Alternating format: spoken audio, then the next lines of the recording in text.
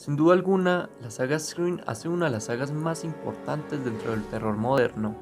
Desde su primera película que se estrenó en 1996, causó un enorme impacto cultural y situando a Ghostface como uno de los principales asesinos de esos tiempos, sumándose a Jason, a Freddy y a Michael Myers en una lista de los villanos más famosos del terror. Pero ¿sabías que estas películas, junto a su protagonista, están inspirados en hechos reales? Así es, amigo, y en este video vamos a hablar de todo esto. Yo soy Andrés y esto es Dark TV.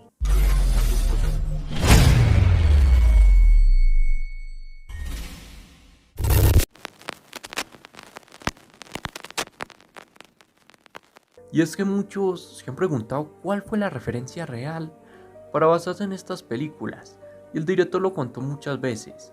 Él se inspiró en un famoso asesino en serie que atemorizó en los 90 a los habitantes de Florida en Estados Unidos, el cual lo llamaban el Destripador de Gainesville, pero su nombre real fue Danny Harold Rowley, del cual vamos a hablar ahora mismo.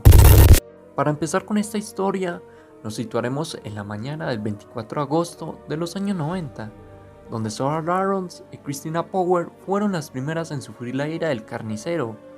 Ambas eran asesinados a manos de Rowling, tras haberse colado en su vivienda, después de forzar a una de ellas y matar a las dos a cuchilladas. Colocó sus cuerpos en posturas provocativas y se dio una ducha con toda la tranquilidad del mundo, como quien dice, aquí no ha pasado nada. No sería un caso aislado, ya que al día siguiente se coló en una casa de una joven de 18 años, llamada Krista Hoyt. La chica no se encontraba en el lugar, por lo que la esperó sentado en el salón hasta que llegó, y repitió el mismo método que hizo con sus dos víctimas anteriores. Como era de esperarse, estos asesinatos trasladaron de boca en boca a todos los estudiantes de la zona, que empezaron a tener precauciones extra. Y es que luego de todo esto, Rowling se colaría de nuevo en otra casa, donde viviría Tracy Pauls, quien compartía piso con su compañero Manny Tabona, este último que fue asesinado primero, y que al final ella tuvo la misma suerte que las jóvenes anteriores.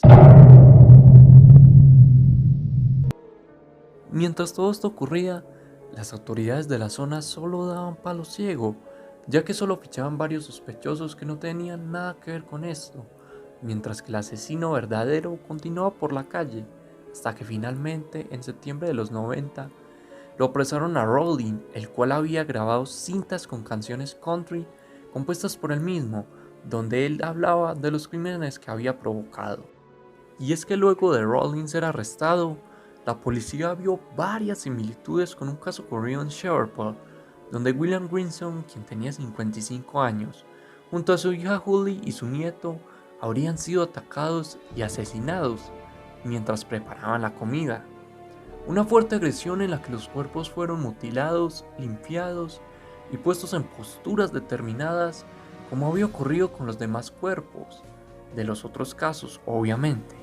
Al final, Rowling confesaría que él era el culpable de todos estos crímenes y en 1994 sería juzgado a pena de muerte, lo cual provocó que en 2006 fuera finalmente ejecutado por la justicia.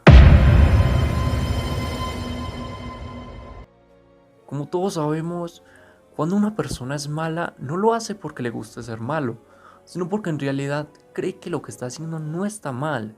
Y lo curioso es que Rowling se había creado en un entorno donde la justicia y el bien era su núcleo familiar. Su progenitor, quien fue oficial de policía en Shreveport, es lo más curioso, un hijo de un policía ser un asesino en serie. Sin embargo, a todo esto, la aparente tranquilidad y fuerza moral que escondía esta familia lleva un largo historial de violencia de género, con lo que se crió el niño en su casa. Su padre maltrataba a la matriarca de la casa, quien se llamaba Claudia, y a su hermano Kevin, pero ella nunca pudo abandonarle. Y es que tener una infancia en una familia tan extraña a veces se puede trasladar a una adolescencia y madurez conflictivas, como la de Rowling, que fue caracterizada por múltiples arrestos por robos y una denuncia por espiar a una mujer en unos vestuarios. Y todo esto llevó a que Rowling llevara un largo recorrido por el camino de la violencia, que al final se tradujo en una serie de iracundas muertes, unos asesinatos en los que no tuvo el más mínimo reparo en mutilar y decapitar a sus víctimas y situarlas frente a espejos con distintas posiciones insinuantes.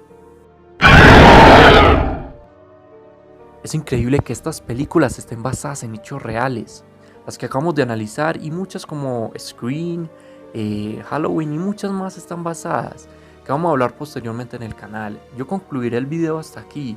Yo me despido, yo soy Andrés y esto es Dark TV.